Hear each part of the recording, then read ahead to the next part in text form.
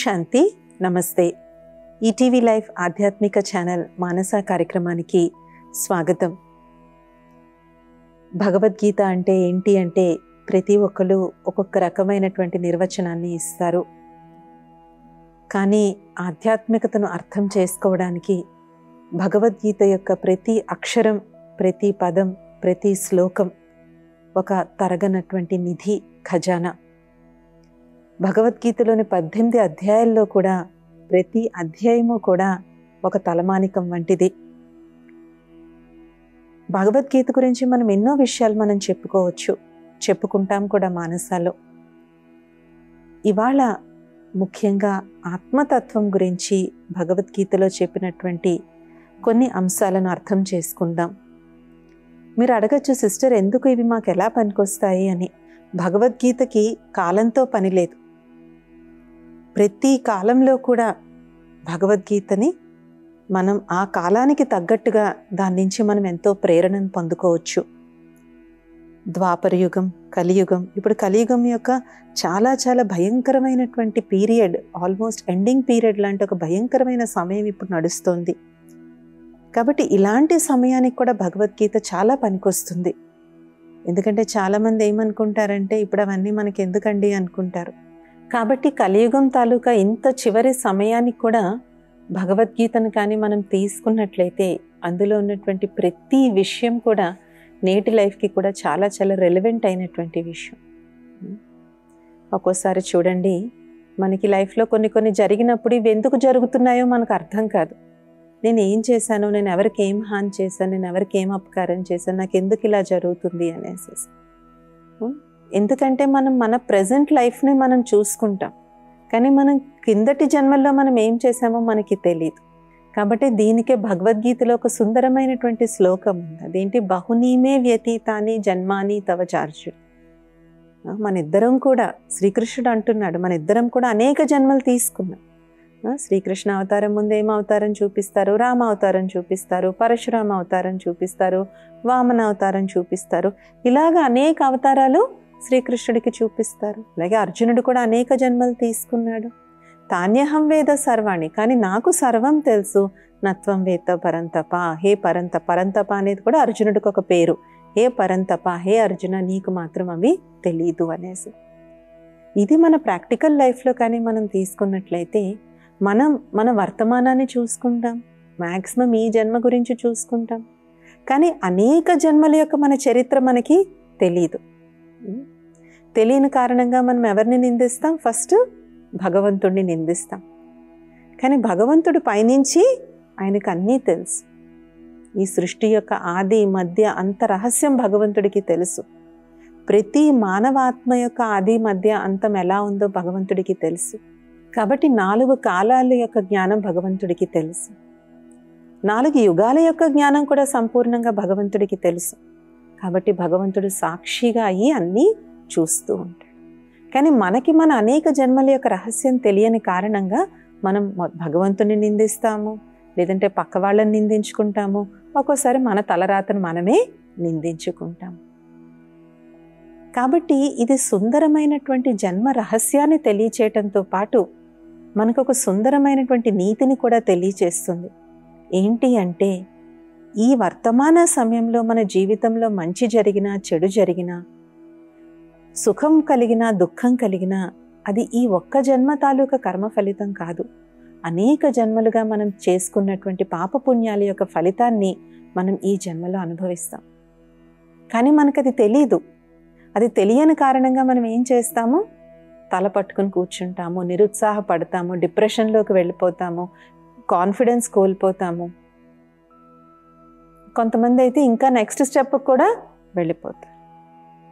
కానీ ఇప్పటి వరకు చేసుకున్న, మనం అకహత్యం చేసుకున్న కేవలం శరీరాన్ని మనం అంతం చేస్తున్నామంతే. శాశ్వతమైన ఆత్మను మనం ఏమీ చేయలేకపోతున్నాం. వాసాంసి జీర్ణాన్ని శ్లోకంలో మనం ఏం తెలుసుకున్నాము? ఆత్మ కేవలం వస్త్రం మారుస్తుందంతే. ఇప్పుడు మన నెత్తి మీద ₹1,00,00,000 అప్పు ఉందనుకోండి, కొత్త బట్టలు వేసుకున్నంత మాత్రాన ₹1,00,00,000 అప్పు తీరిపోద్దా? ₹1,00,00,000 అప్పుగానే ఉంటుంది. కాబట్టి మనం చేసుకున్నటువంటి పాపపుణ్యాల యొక్క భారం ఆత్మ మీద ఉంది. ఆత్మహత్య చేసుకుని దేహత్యాగం చేసినంత మాత్రాన అప్పు ఎక్కడికి పోదు. పైగా ప్రకృతి విరుద్ధంగా భగవంతుడు మనకి ఇచ్చినటువంటి న్యాచురల్ లైఫ్ టైంని కట్ షార్ట్ చేసుకున్నందుకు ఈ అప్పు కూడా వెళ్ళి దాని మీద చేరుతుంది. బట్ ఆత్మ ఎప్పటికీ కూడా జనన మరణాల చక్రంలో తిరుగుతూనే ఉంటుంది. ఈ రహస్యం మనకి తెలియదు, కానీ క్లియర్గా భగవద్గీతలో చెప్పడం జరిగింది. అనేక జన్మలుగా నువ్వు తిరిగి వచ్చావు, అనేక జన్మలుగా మనం తిరుగుతాం. దీన్నే ఇంకొక సుందరమైనటువంటి శ్లోకంలో కూడా భగవద్గీతలో చెప్పడం జరిగింది. నత్వేవాహం జాతునాసం. ఈ రాజులందరూ లేని సమయము లేదు, నేను నువ్వు లేని సమయము లేదు, నేను నువ్వు ఉండని సమయం కూడా ఉండదు. సో ఈ రెండు శ్లోకాలు కానీ కలిపి మనం చూసుకున్నట్లయితే మనకి ఏమర్థమవుతుందంటే the soul is always on a journey. ఈ జర్నీ అనేటువంటిది ఎక్కడా కూడా ఆగదు. కాబట్టి ఆత్మహత్యలు చేసుకుని, హత్యలు చేసుకుని, ప్రాణాలు వదిలినంత మాత్రాన ఆత్మ యొక్క ప్రయాణం ఎక్కడికి కూడా ఆగదు. నత్వేవాహం జాతునాసం నత్వం వేత్త జనాధిపాహ. అంటే ఈ రాజులు, ఈ జనాల్ని వీళ్ళు ఏదైతే చూస్తున్నారో దీనికి అంతం అనేటువంటిది ఎక్కడా కూడా లేదు. They are always there, they will always be there. నా చైవన భవిష్యామహ, ఇన్ ద ఫ్యూచర్ ఆల్సో సర్వే వయ మతః పరం. సో ఈ కంటిన్యూటీ అనేటువంటిది మనం ఎండ్ చేయలేం. ఈ కంటిన్యూటీ అనేటువంటిది ఎప్పుడూ జరుగుతూనే ఉంటుంది. కాబట్టి మనం భగవంతుని నిందించి, మన కర్మను నిందించుకునో, లేదంటే మన తలరాతను నిందించుకునో, ఇంట్లో వాళ్ళని నిందించుకుని ఏమీ కూడా మనం చేయలేం. మరి ఏం చేయగలం? శ్రేష్ఠ కర్మలని ఆచరించగలం. మరి మీరు అనొచ్చుకోవచ్చు, మరి నేను శ్రేష్ఠ కర్మలు ఆచరిస్తే ఇంక భగవంతుడు ఎందుకు అని. ఇప్పుడు చంటి పిల్లవాడు ఎగ్జామ్ చంటి పిల్లవాడే రాయాలి, కానీ ఆ ఎగ్జామ్ రాసేందుకు తల్లిదండ్రులు ఎంత కష్టపడతారు, టీచర్స్ ఎంత కష్టపడతారు. వాళ్ళందరూ కష్టపడబట్టి ఆ 3 గంటలు ఆ పిల్లవాడు కూర్చుని ఎగ్జామ్ రాయగలుగుతున్నాడు.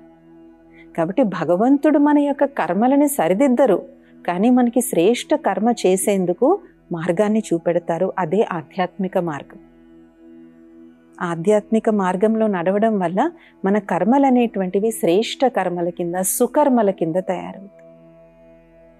కర్మలు 3 రకాల కర్మలు ఉంటాయి: సుకర్మ, అకర్మ, వికర్మ. పరమాత్ముడు ఇచ్చినటువంటి శ్రేష్టమైన శ్రీమతం అనుసారంగా నడిచి చేసినటువంటి కర్మలు సుకర్మలు. దేవీ దేవతలు ఏవైతే సత్యత్రేతాయుగాల్లో వాళ్ళు ఆచరించినటువంటి కర్మలు అకర్మలు. అకర్మ అంటే దానివల్ల ప్లస్ లేదు, మైనస్ లేదు. అందుకే దేవీ దేవతలు ఏం చేసినా కూడా వాళ్ళకి పాపం పుణ్యం అనేటువంటిది అంటదు, ఎందుకంటే వాళ్ళ కర్మలు అకర్మలు.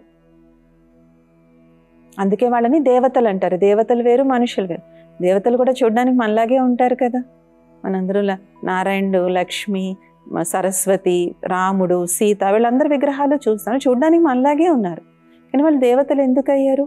అంటే వాళ్ళు చేసినటువంటి సత్యత్రేతాయుగాల్లో రాధాకృష్ణులు, లక్ష్మీనారాయణులు, త్రేతాయుగంలో రాముడు, సీత, వీళ్ళందరూ చేసినటువంటి కర్మలు అకర్మలు. అంటే వాటికి ప్లస్ లేదు, మైనస్ లేదు. ద్వాపరయుగం నుంచి ఏదైతే మనము పంచవికారాలకు లోబడి కర్మలు చేస్తామో అవి వికర్మలు. పంచవికారాలు అంటే కేవలం కామక్రోధ లోభ అహంకారాలే కాదు, వాటికి పిల్లలు అందరూ ఉన్నారు. కామాగ్ని యొక్క హయ్యెస్ట్ ఫామ్ అంటే మానభంగం.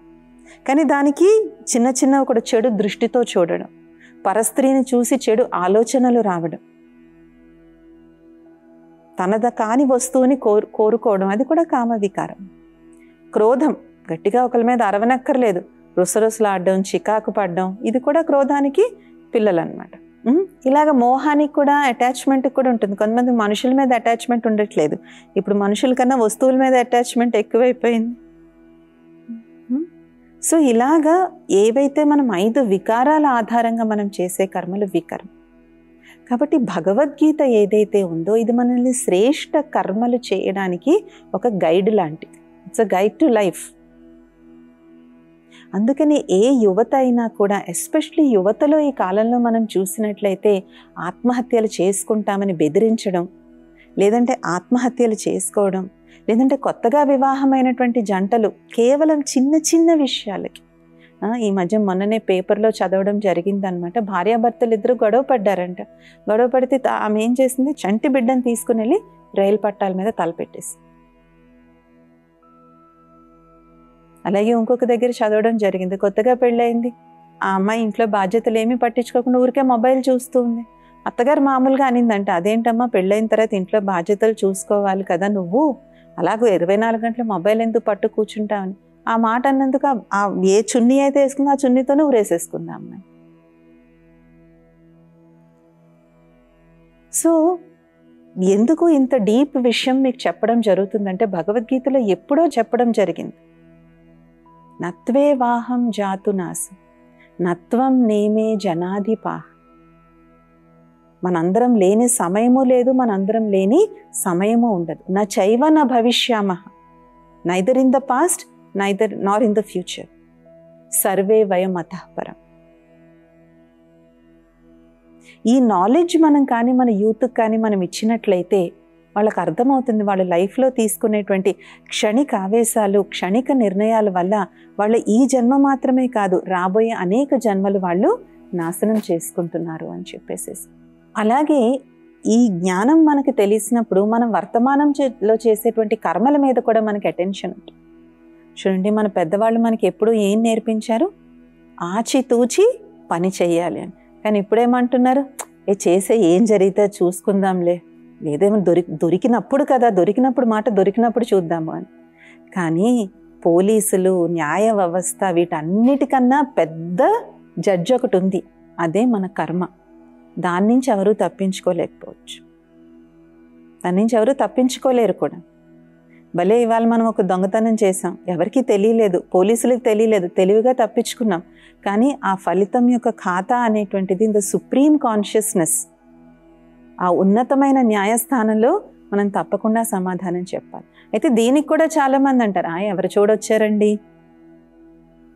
తెలుసా, అది ఉందో లేదో ఎవరికి తెలుసా? అది ఉందో లేదో ఎవరికీ తెలియక్కర్లేదు, మన ప్రాక్టికల్ లైఫే దానికి నిదర్శనం. ఇప్పుడు చూడండి, చిన్న వయసులోనే భయంకరమైన జబ్బులు వస్తూ ఉన్నాయి.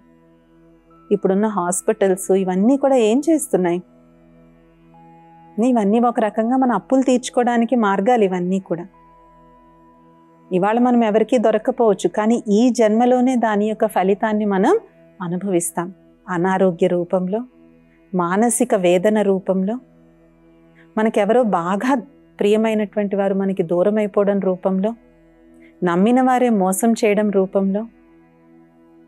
చూడండి, మనం నేను ఏ తప్పు చేయలేదండి, వాళ్ళే వచ్చి కారు నన్ను గుద్దారు అనేసి. మనకి తెలీదు ఎప్పుడు ఆ తప్పు మనం చేసామో తెలియదు, ఇవాళ వాళ్ళు రుణం తీర్చుకోవడానికి వచ్చారు. సో పైన ఎవరు మనల్ని శిక్షించక్కర్లేదు, మన లైఫ్లో జరిగే సంఘటనలు, మన చుట్టూ ఉన్నటువంటి వ్యక్తులు, మన జీవితంలో రకరకాల అనుభవాలే మనకి శిక్షణ ఇస్తాయి. చూడండి, కొంతమంది తల్లి తండ్రి అంటారు, మా పిల్లలు ఎలాంటి మాటలు మాట్లాడతారంటే మా గుండెల్లో గుణపాలు దూరినట్టుగా ఉంటాయన్నారు. దీనికి ఏమంటారు, యమపురికి వెళ్తే మనకి శూలాలు బల్లెలతో గుచ్చుతారు అని. అక్కడ గుచ్చుతారో లేదో తెలియదు, కానీ ఇప్పుడు కొంతమంది మనుషులనే మాటలతో ఇక్కడే గుండెల్లో గుచ్చినట్టు ఉంటుంది. కొన్ని వ్యాధులు ఉంటాయి, ఆ వ్యాధులకి ట్రీట్మెంట్ ఎంత భయంకరంగా ఉంటుందంటే ఒళ్ళంతా కాలిపోయినట్టు అనిపిస్తుంది. అదే దాన్ని ఏమంటారు, నూనెలో వేయిస్తారు, బతుకుండగానే నూనెలో వేయిస్తారు అంట. అలాగే యమకింకర్లు వెంటబడతారు అంటారు. మనం అప్పు చేసామనుకోండి, అప్పుల వాళ్ళు ఎలా వెంటపడతారు మన వెనకట్లా, యమకింకురులాగా వెంటపడతారు. మనం ఎక్కడున్నామో అక్కడ కనుక్కొని వచ్చి మరి మనల్ని బెదిరించి వెళ్తారు. అలాగే మనం చాలా నమ్మి ఒక దగ్గర మనం డబ్బు పెడతాం, కానీ అది అవసరానికి మనకి రాదు, చేతిలో ఉన్నా కూడా మనం దాన్ని అనుభవించలేకపోతాం. కొంతమందికి అన్నీ ఉంటాయి, కానీ గుండె నిండా జబ్బులు ఉంటాయి. సో ఎప్పుడూ ఆ ఉడకబెట్టిన కూరగాయ ముక్కలు తప్ప మనస్ఫూర్తిగా వాళ్ళకి నచ్చింది కూడా తినడానికి అవకాశం దొరకదు. మరి అవన్నీ బతికుండగా శిక్షలు కావా? సో శిక్షలు అనుభవించడానికి మనం ఎక్కడికి వెళ్ళాం. అందుకే అంటారు, స్వర్గం నరకం రెండు ఇక్కడే ఉంటాయి. ఈ ప్రపంచంలో సత్యత్రేతాయుగాలు ఈ భూమి మీదే నడిచే, ద్వాపర కలియుగాలు కూడా ఈ భూమి మీదే నడుస్తుంది. సో స్వర్గము సత్యత్రేతాయుగాల్లో ఇక్కడే నడిచింది, ద్వాపర కలియుగాల్లో కూడా ఇక్కడే నడుస్తుంది. కాబట్టి మనం చేసుకునే కర్మని ఎవరూ చూడట్లేదు కదా, మనం ఎవరికీ దొరకట్లేదు కదా, ఎవరు మనల్ని శిక్షిస్తారో ఏమో అని మనం ఏమీ అనుకోకర్లేదు. మన ప్రజెంట్ లైఫే దానికి ఒక నిదర్శనం. పిల్లల్ని ఎంతో కష్టపడి చదివిస్తాము, కానీ ఫైనల్గా వాళ్ళు కనీసం రోజుకు ఒక ఫోన్ కూడా చేయరు. అవసరమైతే డబ్బులు పంపిస్తాంలే అంటారు. అప్పుడు ఆ పిల్లల వల్ల ఎంత వేదన కలుగుతుంది, అది నరకంలా అనిపించదా?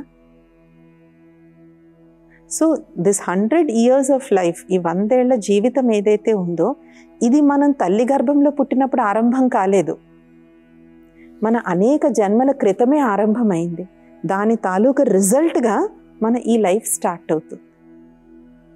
దురదృష్టవశాత్తు కొందరు పిల్లలు పుట్టడంతోనే అనేక రకమైనటువంటి అంగవైకల్యాలతో పుడతారు. వాళ్ళ జన్మలో ఏ పాపం చేశారు ఏమీ తెలియదు, అప్పుడే పుట్టిన పసిగుడ్డు. But the soul in that body is not new. దేహం కొత్తదే, కానీ అందులో ఉన్నటువంటి ఆత్మ మాత్రం కొత్తది కాదు. అలాగే కానీ కొంతమంది పిల్లలు పుట్టారు అంటే తల్లిదండ్రి తాలూకు జాతకం మారిపోతుంది. ఎప్పటి నుంచో ఉన్నటువంటి కోర్టు కేసులు సాల్వ్ అయిపోతాయి, లేదంటే అనుకోకుండా ఆస్తి కలిసి వస్తుంది, అనుకోకుండా ప్రమోషన్ వస్తుంది, ఇలా వాళ్ళ లైఫ్ మారిపోతుంది. మా ఇంటికి మహాలక్ష్మి పుట్టింది అంటారు. అంటే ఏంటి, అందులో ఆ శరీరంలో ఉన్నటువంటి ఆత్మ ఏదైతే ఆ చిన్న బాలుల్లోనో బాలికలోనో ఉన్నటువంటి ఆత్మ చాలా పుణ్యం చేసుకున్నటువంటి ఆత్మ. వాళ్ళు ఎక్కడికి వెళ్ళినా సరే వాళ్ళకి చాలా మంచి భోగం అనేటువంటిది లభిస్తుంది అన్నమాట. కాబట్టి భగవద్గీతలోని ఈ శ్లోకాలు ఏవైతే ఉన్నాయో, బహునీమే మళ్ళీ తమే నత్వేవాహం జాతునాసం, ఈ 2 శ్లోకాలు కూడా they tell us that we are living a continuous life, an unending, never ending life. ఈ దేహంతో అది సంబంధం లేనటువంటి జీవితం. సో అనేక జన్మలుగా మనం పాత్ర నటిస్తున్నాం, అనేక జన్మలకి మనం పాత్ర నటిస్తూ వెళ్తాం. దీనికి అంతటికీ ఎవరికి తెలిసిదంతా కూడా భగవంతుడికి. అందుకే భగవంతుడిని జ్ఞానసాగరుడు అని అంటాం, సర్వజ్ఞుడు అని అంటాం, త్రిలోకాధిపతి అని అంటాం, మనం త్రికాలజ్ఞుడు అని అంటాం. ఎందుకంటే ఆయనకి 3 లోకాలు, ఆది, పరంధామం, సూక్ష్మవతనం, సాకారవతనం, 3 లోకాల గురించి తెలుసు. 3 కాలాలు, ఈ సృష్టి యొక్క ఆది, మధ్య, అంతం గురించి తెలుసు. కాబట్టి సర్వజ్ఞుడైనటువంటి భగవంతుడు, పరమాత్ముడు ఇచ్చేటువంటి శ్రేష్ఠ మార్గంలో ఎప్పుడైతే మనం నడుస్తూ వెళ్తామో అప్పుడు అట్లీస్ట్ ఇప్పటి వరకు ఎలా జరిగిందో జరిగింది, అది ఇంకా మన చేతిలో లేదు. కానీ భవిష్యత్తుని మనం స్వర్ణిమంగా మనం తయారు చేసుకోవచ్చు. The present and future are always in our hands. అది ఎప్పుడూ మనం గుర్తుపెట్టుకోవాలి. మన వర్తమానము మన భవిష్యత్తు ఎప్పుడూ మన చేతిలోనే ఉన్నాయి. మన వర్తమానాన్ని భవిష్యత్తు యొక్క తలరాత ఎలా రాసుకోవాలి అనే దానికి భగవంతుడు ఇచ్చినటువంటి సుందరమైనటువంటి కలం శ్రేష్ఠ కర్మలు. ఈ సుందరమైనటువంటి శ్రేష్ఠ కర్మలు అనేటువంటి కలంతో మనం సుందరమైనటువంటి భవిష్యత్తుని తయారు చేసుకోవచ్చు. కాబట్టి గుర్తుపెట్టుకోండి, ఎవరికైనా ఏ విధమైనటువంటి అఘాయిత్యాలు చేసుకోవాలి, లేదా కొంతమందికి ఏమంటున్నారు, వీళ్ళని చంపేస్తే మా బాధలన్నీ తీరిపోతాయని చెప్పి ఎవరి స్నేహితుల హెల్ప్ తీసుకుని చంపేస్తారు. కానీ దాని యొక్క ఫలితం మీరు ఈ జన్మలో అన్నా వచ్చే జన్మలో అన్నా తప్పకుండా అనుభవించాల్సి వస్తుంది. ఇది ఇటర్నల్ లా. దీన్ని భగవద్గీతలో చాలా స్పష్టంగా తెలియచేయడం జరిగింది. కాబట్టి భగవంతుడిచ్చిన ఈ సుందరమైనటువంటి జీవితాన్ని ఆయన చెప్పినటువంటి సన్మార్గంలో నడిచి సుందరంగా మనము తయారు చేసుకుందాం, మన తోటి వారికి కూడా తయారు చేద్దాం. ఇది ఇవాల్టి మానస కార్యక్రమం. వచ్చే మానసాలో ఇంకొన్ని అంశాలతో కలుద్దాం. ఓం శాంతి. నమస్తే.